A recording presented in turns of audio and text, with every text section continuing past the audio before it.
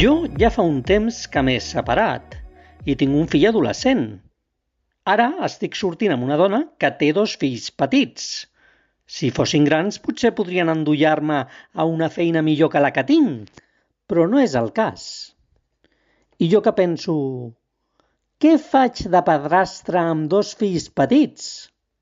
Prou feina que tinc amb el meu. Potser em direu egoista. Ho soc. Només cal dir que a les caixes del supermercat mai no deixo passar els que han comprat 1 o 2 productes. Jo sóc fadrí amb bones intencions i si no tingués la butxaca escurada, les intencions serien més bones. Ara bé, si em torno a casar, faré una gran festa. I que pagui el banc.